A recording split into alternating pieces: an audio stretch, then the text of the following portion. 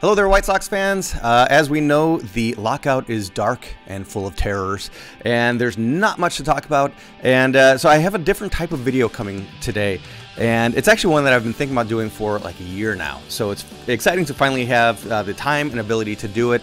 It has been a long time coming, and if you don't like this type of video, don't worry about it. You can skip this one, and I would say, though, give it a chance. If you don't mind humoring me for just a second, check out this video. And if you don't like them, that's fine. It's not what this channel is going to be about. This channel will always be about White Sox news, baseball news in general, but especially focused on the White Sox. And even this video is still going to be focused hard on the White Sox, but we are doing something a little different. In a time when we cannot really talk about baseball, we can only talk about negotiations during the lockout, which we will do. It's something. I have found the most cutting-edge video game simulator of the year 2012. That is MLB 2K12 on the 360.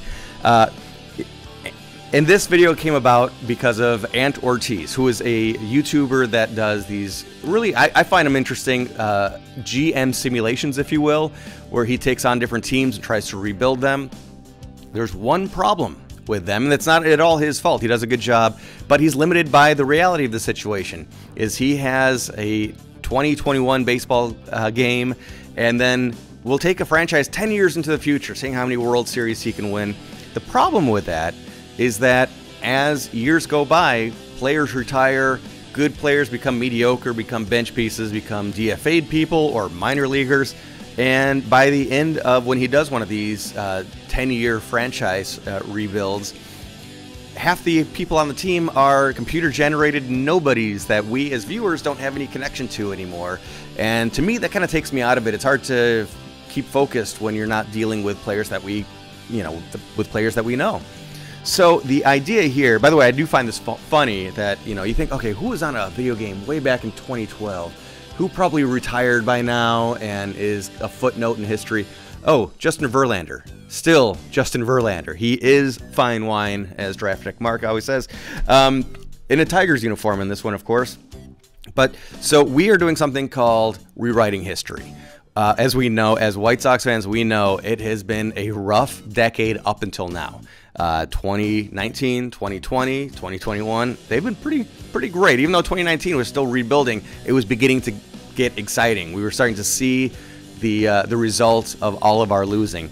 So I wanted to take a look at what can we do from 2012 up to 2019, maybe even 2019, to improve on history. Let's rewrite history. Let's eradicate these bad memories we have. So that's the point of this video series. This will be episode 1 of a very long rebuild. There will be several episodes, all titled Rebuilding History.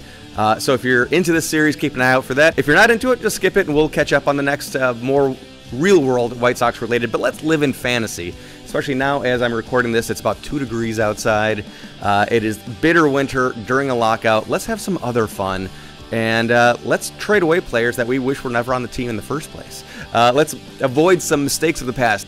Let's make it that we don't even know the name Drake LaRoche, who is a dark spot on White Sox history. So I have a couple of goals or challenges for myself, and I want you to add on to them, because I'd like to have at least 10, but I only have a handful right now. So what I want to try to do is in every single season be better than the actual White Sox. So and 2012 was actually a pretty good year for the Sox. They finished in second place with a record of 85 and 77. Let's still try to improve on that. Let's get them into the playoffs this year. It's kind of amazing when you look at the team we have, that the White Sox finished 85 and 77. Let's make sure that we get Paul Konerko into the Hall of Fame. He's a borderline case that didn't make it. Mark Buehrle, I think, will get in. Probably not by media members voting, but by a Veterans Committee one day. But let's take that question out. Let's get him into the Hall of Fame. So I have those 2 as Hall of Fame goals. Is there somebody else on this team that you'd like to see make it? I was thinking about it before recording. AJ Przinsky, he's obviously not a Hall of Famer, but could we change that? Could we make him one of the best catchers of all time without cheating in the system or anything like that? I want to complete at least one white flag deadline deal. Like I said, this is one of the challenge ones. I mean, the other 2 are challenges as well, but to trade away some really good players but still finish with a better record than the White Sox did. Let's make it to the playoffs at least 4 times in this small window of 7 years. maybe win the World Series at least twice. And again, 4 more goals I need from you. So whatever you guys want to see me do, and make it hard, make it doable, but challenging. I have some rules I want to live by, which is that just like real life baseball, not going to be doing any trades in the division unless it works better for the other team. But you don't really see those types of deals. Also, if you guys are baseball game fans, you know that making a trade, making a signing can be a little too easy sometimes. So what I'm going to do, I'm not going to be able to change that. That's still going to happen. But what I'm going to do is I'm going to identify a couple of franchise players, I'm going to call them. Players that no matter what, I will offer them a contract. To be honest with you, Paul Konerko, Mark Buehrle are going to be those 2 guys. Konerko did end his career with the White Sox. Mark Buehrle should have never been allowed to leave. He should be a lifetime White Sox, retiring in a White Sox uniform. That said, when they get to the point of retirement age, they might still take a contract offer even though they're well past their prime, and maybe it'll be expensive, and maybe that will make my budget difficult to balance. We'll see how it goes. That might be a big thorn in my side looking ahead, but that'll be part of the fun. Also, obviously, this game is not going to be updating itself, so I need to go in and manually add players as we move forward. I'm going to be checking in around the All-Star game each time, finding out who actually made the All-Star game, make sure those players are actually somewhere within the game. Something else I'm doing to try to keep everything current is I am taking a look at who got Rookie of the Year votes in each season and making sure that that player is in the minor league system.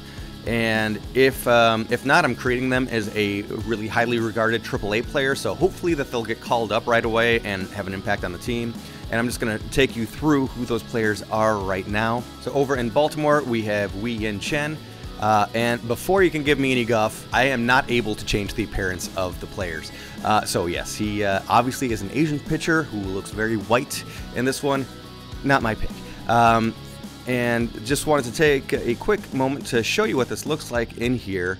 I didn't spend any time with a lot of details because there's a lot of players to go through. So I made sure I got the year of their birth correct, their jersey number, their name. I did not go through what does their equipment look like, and I didn't go through a lot of animation type of details like what their swing, their stance, or what their pitch windup looks like.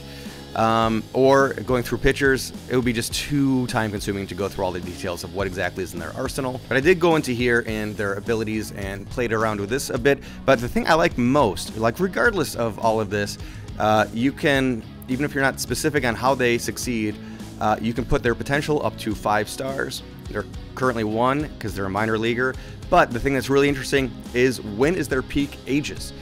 So this really shows when they're going to hit that 4-star mark for in the case of Chen, between ages 28 and 31. And it's kind of neat doing this historically because you can be accurate to this. Now, obviously, I'm the only GM in the league that's psychic and has this advanced knowledge, which should give me a bit of an advanced knowledge, but still, it's kind of cool. And in Texas, we added Yu Darvish there in AAA, so I would imagine that he'll get called up pretty quickly. And one big player that I couldn't believe wasn't in here because he was a big prospect at the time this game came out, there is Bryce Harper. I added him. In Oakland, I added Yoenis Cespedes. In Milwaukee, I added Nori Aoki. And in San Diego, they already did have one player that got Rookie of the Year votes, a former White Sox player. They have him on the Major League squad. Any guesses? You got a couple of seconds because he is low on this list of the ratings. A guy, I forgot he even played in San Diego. But yes, Yonder Alonso. I was able to adjust his ratings. As we know by now, he's actually retired, so we know his entire career. He had a tough time staying on the field. He was hurt a lot. Also, he was projected to be a big power hitter, but when you look at his numbers per 162 games, there was only 15 home runs per 162 games, so I was able to take those power numbers down, but give him a lot of doubles. His career was a 259 average with 27 doubles per season, and this is probably the last time I'll have to say Yonder Alonso's name because I will not be pursuing him as our own misguided general managers did, and we were trying to get Manny Machado on our team. And actually, before we get into the Major League lineup, I want to say that I did go back for the last 3 years and added prospects, added draft picks that were not on the team into the system. If they were drafted 3 years ago, I put them at AAA, 2 years ago, AA, 1 year ago, they're just getting started. They're in single A. So we have Trace Thompson in here. The Dallas McPherson is not somebody I added. I think I did add Josh Phegley, though, because, you know, some catching depth is always a good thing. Eduardo Escobar was already in the game. Pitching-wise, Eric Stultz. That's what Charlotte looks like at Double-A, Birmingham Barons. We've got Tyler Saladino. I'm going to do better by Tyler. And by the way, if I could have updated the appearance of people, you'd know I would have put the Fu Manchu on that guy. And obviously, that looks nothing like Tyler Saladino. That guy could eat Tyler Saladino. But Tyler, I felt, was a guy that never got a fair shake. Would he have become a star? Probably not. But when he got regular at-bats, he was at least a serviceable player.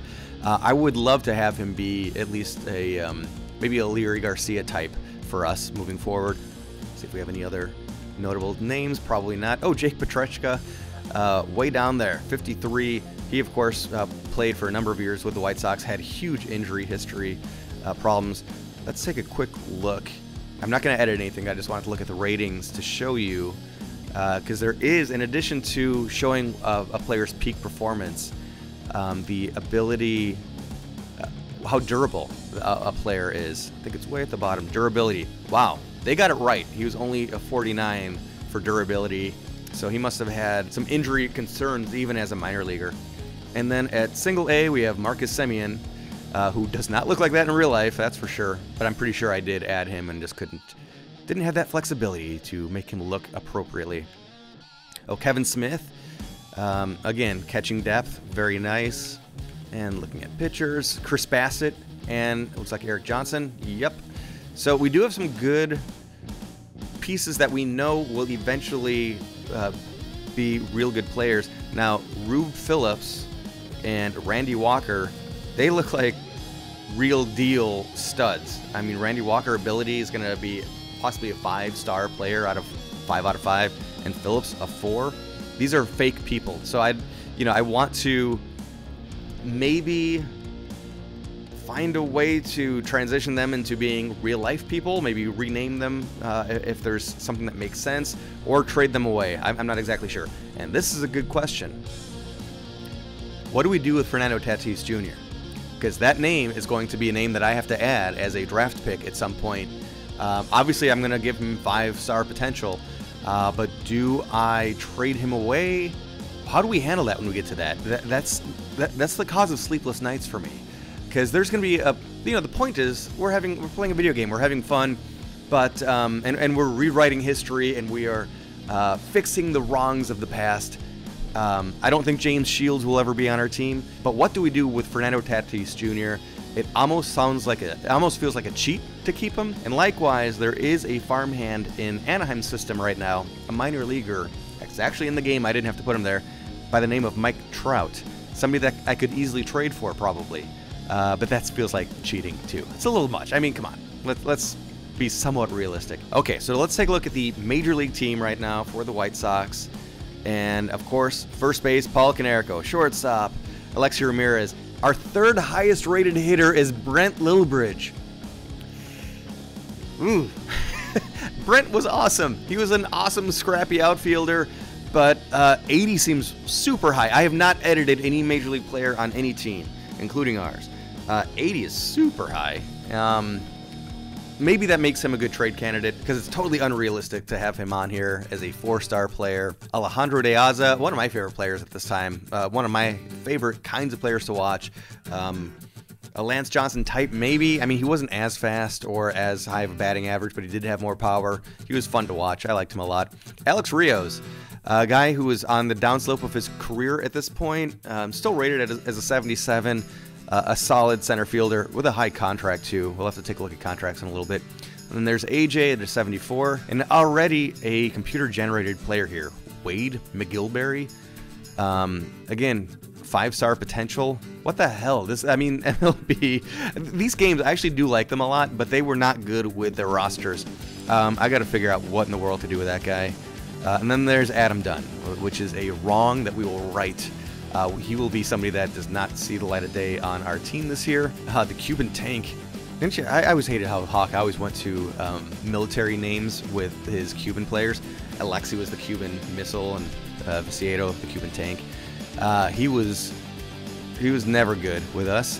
Brent Morrill, he was a fine, serviceable infielder. Could play a couple positions. Gordon Beckham. 5-star potential. He's somebody that we're going to hang on to and develop. Tyler Flowers, a guy that was underrated, I gotta say. Underrated on the south side. He was never a good hitter, but he was a pretty great fielder. It says 4-star potential here. We'll see. Osvaldo Martinez, apparently a real guy. He has an actual photo, which is amazing. I don't know who that is. I have to look it up. And then looking from the bottom up at our pitchers, I guess from the top down, we have Chris Sale, of course. I think we'll hang on to him. John Danks, it's kind of hard to remember how good he was, but he was a really, really good player. Matt Thornton, Mr. 8th inning bridge to our closer. Gavin Floyd, very solid player. It says potential of 5 stars. That seems pretty high. Jake Peavy's on the team. So we see we have some expensive contracts here. Peavy was a good player. He was a great player with San Diego, but we got him past his prime. Philip Humber, Mr. Perfect Game, Philip Humber. So we have a good, oh, he's listed as a long reliever here. We've got a good starting 5 right here, and you do see that Mark Buehrle isn't on the team. Yes, any eagle-eyed viewers would think, well, it's already too late to make Mark Buehrle a one-team player. It was in the offseason before 2012 that he was a free agent and signed with Miami, joining Ozzie Guillen down there. And yes, but at this point in the game, he has yet to suit up in a pro game for anybody else. So we're going to have to make a trade to get Mark Buehrle back, which will not be easy. Addison Reed, looking somewhat like a corpse from The Walking Dead in that photo, is on the team. He was a very, very solid closer for the White Sox this year. Interesting. We'll see what's going to happen. Because we still haven't come across who is listed as the closer. But in 2012, Addison Reed was our closer. Jesse Crane, awesome middle reliever. I liked him a lot. Will Oman, you know, serviceable. He's listed as the closer. He's not going to remain the closer very long at all. Dylan Axelrod, a guy who I feel like he's still in our system somewhere. He was just a minor leaguer prospect for us for the longest time. Hector Santiago, perhaps sadly for him, most famous for being the first person to be ejected for having this sticky stuff on his pitches this last season. I still think he got a raw deal. There was no appeals process for that, and it was super shady. But Hector Santiago pitched pretty well for the White Sox, went to Anaheim and was an all-star for one season. He was really an all-star for half a season, because after he made his all-star appearance, he was pretty bad the rest of that year. Anyway, Hector Santiago is a middle reliever, another guy that can take some starts for us. Zach Stewart, again, another one of these, like Dylan Axelrod, longtime reliever prospects. Starting pitching prospects, I should say. Our bullpen looks weird. We've got some good pieces in there.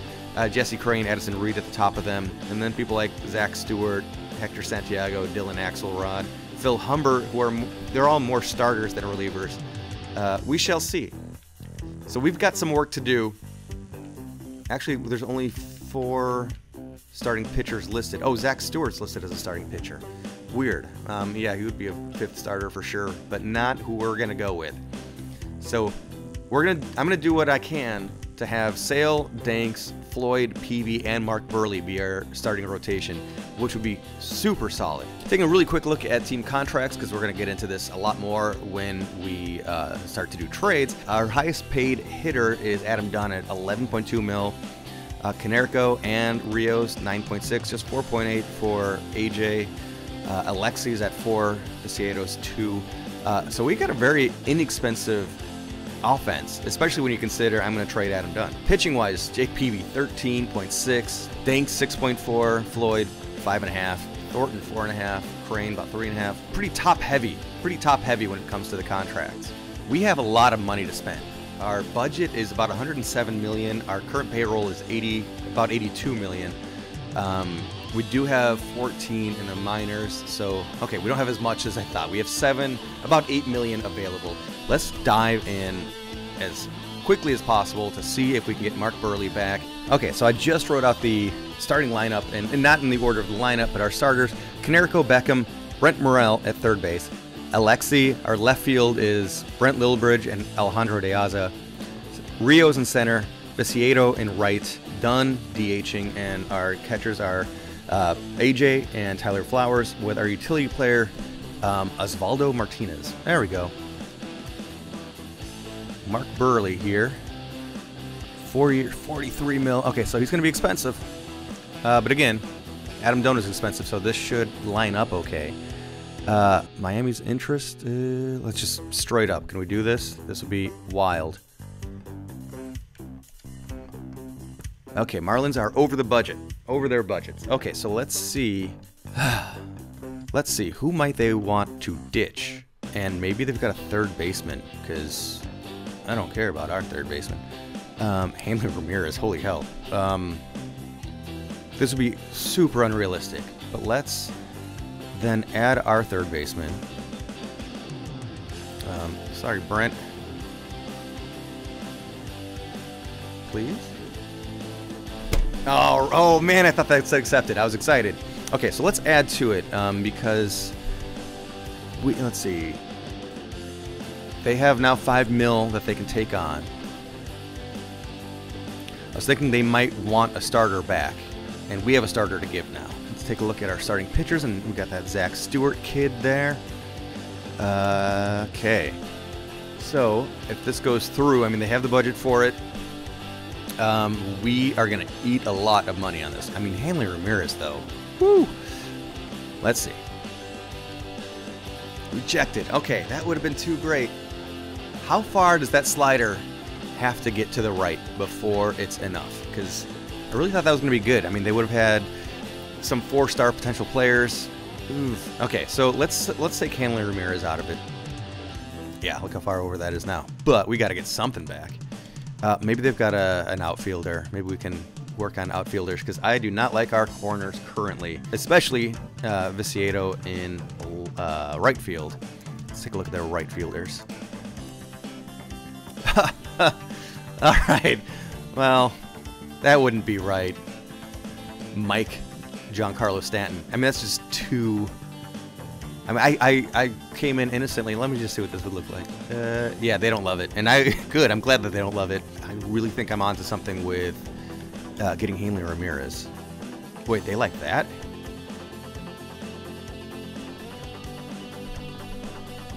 I mean, that is a big piece. I'd like to... boy. They like that prospect. Now, honestly, I was hoping I could get Dunn for Buehrle right straight up. Which may have been too easy in some ways. Oh, so Marlins would be way over budget. They like the trade, though. Can I eat some cash for them? Jose Reyes was really good. We don't have a need at short. Let's just take a look at all of their players by contract. Oh, Carlos Zambrano. No, I'm not going for him. I mean, it would have been interesting in his prime for sure. Reyes is their most expensive player. 7 years, $99 million bucks. At that time, that was a hell of a lot of money. See, Hanley Ramirez, I would love Ramirez. That would just help so much. Yeah, they're not interested in this anymore.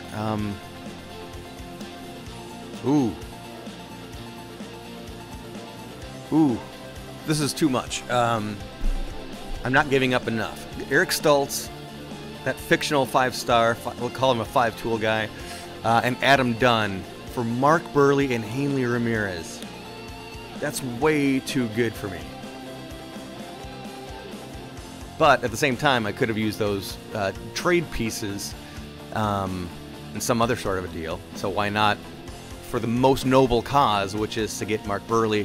And then we're going to have a plethora of third basemen. I'll be able to trade away Brent Morel. You can't not do it, right? I'm taking a lot of budget off of their hands, so I'm helping them out. I am pretty squeezed, down to just $3 million available after this trade. Have to do it. Have to do it. Welcome back to the South Side, Mark Buehrle. And goodbye, Adam Dunn. Now, also, let's be obvious here. I just created a big hole in the lineup, a donkey-sized hole, in the fact that Adam Dunn is no longer on the team. So I don't have a designated hitter at this point, and I still have Diane Viciedo on the team. I still have problems all over. However, that trade right there is a huge improvement to the lineup and the starting rotation. All right, we have some other pieces to play with, but wow, I couldn't be happier. Hanley Ramirez, I didn't think I'd be able to get him on this team. That's exciting. How happy would we have been as White Sox fans to be welcoming Hanley Ramirez and Mark Buehrle onto the team in 2012? Okay, that's probably going to be our biggest trade. There's more work to do, which I'm going to get to. Before I dive into that, I want to take a look back at the 2012 White Sox, see who our big performers were in real life. Typical starters of AJ, Konerko, Beckham, Alexi, Kevin Youkilis at third base. Interesting, that was a midseason pickup, I'm pretty sure. Viciedo did get a lot of time, 147 games that year. Wow. And for the record, 255 average, 744 on base plus slugging, which was not nearly as bad. He had 25 home runs. Wow. Okay, not nearly as bad as I thought he was going to be. De Aza in center field, Rios in right, and then Adam Dunn DHing, of course. And this was the year that Dunn, well, he done good. He had an on base plus slugging of 800 even, 96 RBI, 41 home runs. That was his best year with the White Sox, I'm sure. I'm pretty sure that was the year he made it to the All-Star game, too. Our bench, now here's a name that has not come up, so it should have been in the game already, but Dwayne Wise. I might find a minor leaguer or something like that, some kind of mediocre outfielder, and put that name on him. Orlando Hudson, Tyler Flowers, Brent Morel, Eduardo Escobar got 36 games with us. Lilbridge, Fukudome, Kosuke Fukudome played in 24 games for the White Sox. Ray Olmedo, Dan Johnson as a DH, he's listed, but I know he was a catcher. Jose Lopez and Hector Jimenez. With Kevin Youkilis, who in Moneyball, the movie at least, they called him the Greek god of walks, traded by the Red Sox with cash to the White Sox for Brent Lilbridge and Zach Stewart. So Stewart and Lilbridge were kind of on the trade block for me. I was going to be content to stick around with Lilbridge. It's interesting to see that Zach Stewart is in real life gets traded in the year 2012. That makes me more free to do so in the video game world. So I was making peace with the idea that Lilbridge and De Aza can have left field. I mean, in real life, De Aza was in center and then Rios was in right. That could be our outfield. Lilbridge, De Aza, Rios, and then we trade Viciedo for a DH. We could just have him as our DH, but I kind of want a more exciting name because we are rewriting history and there's no future with Viciedo. Oh man, he stuck around way too long. So as I just said, he played in 147 games in 2012, 124 the next year, and then 145. And his on-base plus slugging went from 744, 731, 686, and then he was just down to the minor leagues and eventually cut. So I wouldn't mind having a better DH, and we can pick up an outfielder. We're not really too bad there. This team's really coming together really quickly with this. I do still want to improve the bullpen a bit too. So let's see what we got going on. Let's see what's possible. Let's really quickly take a look first at free agents. Who is unsigned? Somebody that we could just pick up. Oh, Prince Fielder. Vlad Guerrero's available. He's gotta want way too much. 2.86. This is crazy. And I know this is like well past his prime, but still, it's Vlad. Johnny Damon, Jeff Keppinger, D. Lee, Casey Kochman, Juan Pierre. I always love getting Juan Pierre. As you see, he was just with the White Sox. Oh, I love getting Juan Pierre. It's fun to play with speed guys, you know, good defenders and guys that can steal bases and slap some triples. What is he at? He's at 77 still. He's going down, but he's a 77. The Riot. Ryan Terrio. Raul Ibanez. There we go. Kosuke Fukudome. We know he did come to the White Sox. Mags. He's available. All right. I got to look at a couple of options here because there's just too many good players out here. Maglio. I don't really want him, but 1.1 million. What's Prince Fielder wanting? Nothing. I'm not gonna. He would be perfect DH though, right? He wants just 3.5. We could afford him. That's stupid. Okay, Prince Fielder. In 2012 and 13, he was an All-Star, and he played until 2016, picking up another All-Star in 2015. So Prince Fielder is a solid option out there. Okay, in real life, Maglio retires.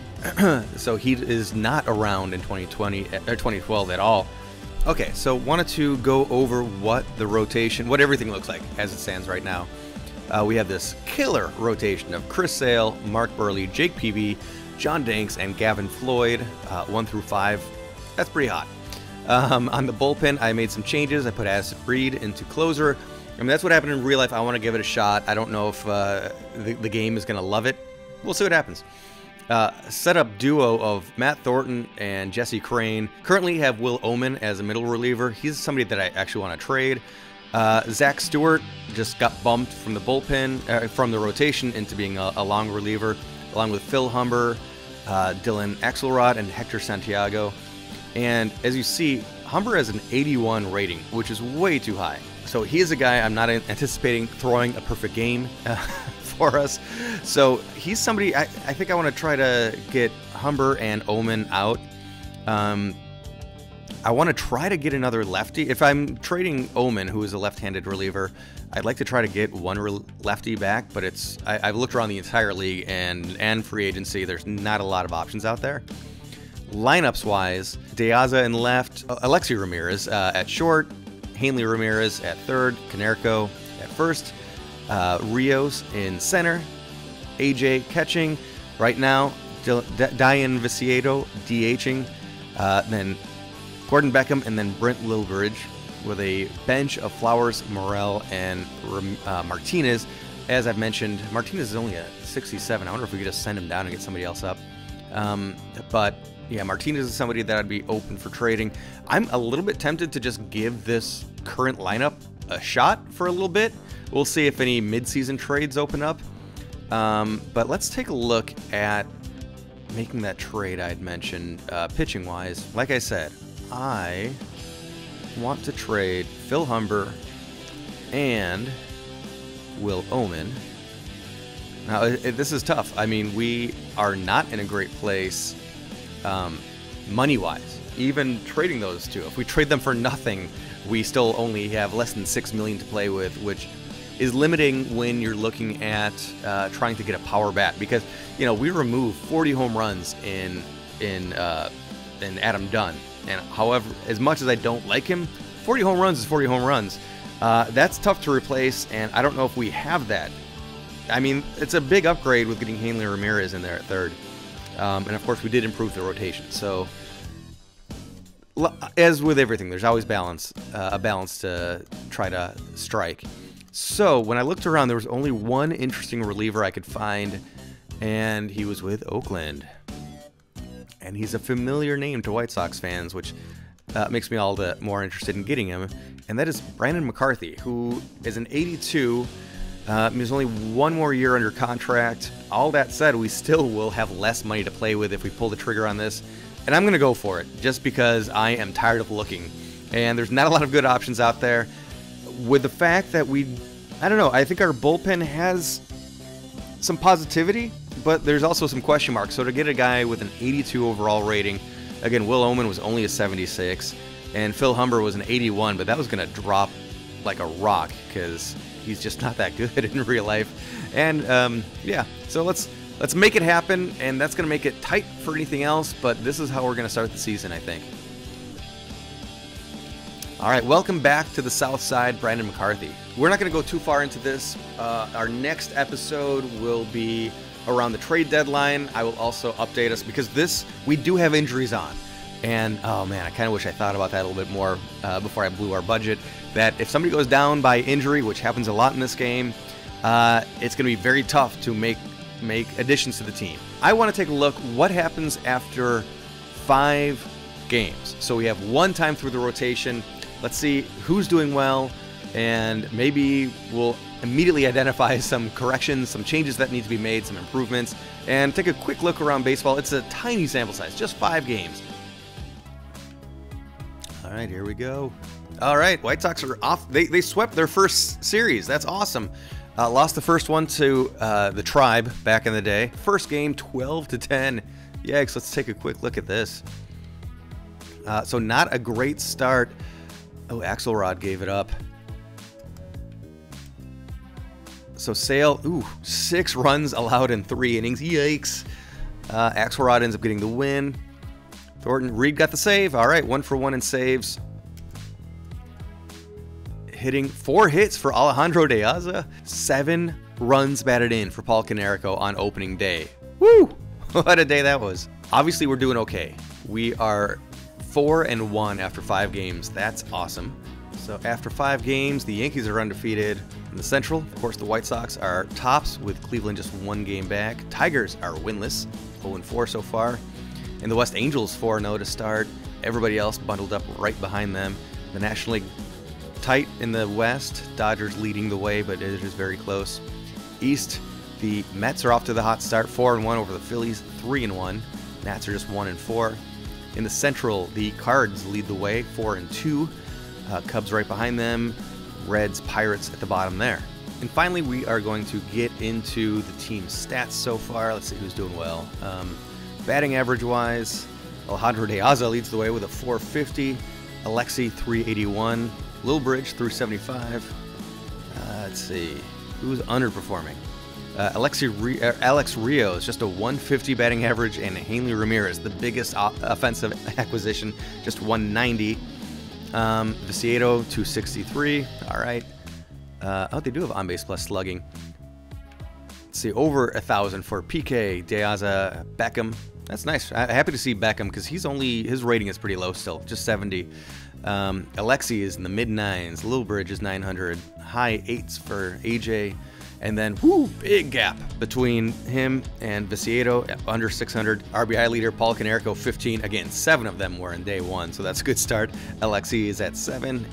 AJ is at 5. Still kind of tempted to pick up Juan Pierre. I love having the speed demons out there. 4 home runs already from Paul Konerko. 4 home runs in 5 games. 1 apiece from Alexi and Beckham. 2 triples from AJ Pierzynski? Okay, maybe we don't need Juan Pierre if we have AJ Pierzynski. Floyd threw 6 shutout innings to get his win. That's great. Reed has appeared in 3 games, 4 2/3 innings. No runs allowed. Outstanding. Jesse Crane has become the closer. These games manage for you after you set your lineups. It's so annoying. You'll hear me complain about that a lot. Buehrle, 6 shutout innings as well. That's outstanding. Peavy, 6 innings, 3 ERA. Danks, 8 innings, 3.38 ERA. Wonderful. Hector Santiago, 3.86. Axelrod, 4.50. Brandon McCarthy, my biggest acquisitions are the ones that are doing well. Buehrle was the biggest, but the biggest bullpen acquisition, Brandon McCarthy, 10.13 ERA. Small sample, I know, small sample. Zach Stewart, 13.51. Chris Sale, 16.20. What in the world? And then Matt Thornton got blown up in his 1 inning. So that's it for this installment of Rewriting History. I think the 2012 White Sox are off to a pretty good start. I think we should be able to safely beat the real-life Chicago White Sox from 2012. But let me know what moves you'd like to see me make. Keep in mind, I've got a pretty slim budget, so that's rough right now for any kind of adjustments, and I hope we don't have to deal with injuries at all. Thank you for watching. Please leave comments if you enjoyed this video, if you are looking forward to the rest of this series. Again, there's a long way to go. We aren't going to rush through it. This is not going to become a video game channel, but every so often you'll see a Rewriting History next episode video come up. Please do like, subscribe, share with your friends, share on social media, everything in the world. Any of you can do helps me a lot. Like the video, comment, it all helps the algorithm. I'm doing whatever I can to bring fun White Sox content to you at a time when Major League Baseball doesn't really care to do that kind of a thing. So anyway, I hope everybody's doing well and staying warm, and I'll see you next time. Play ball and go Virtual White Sox.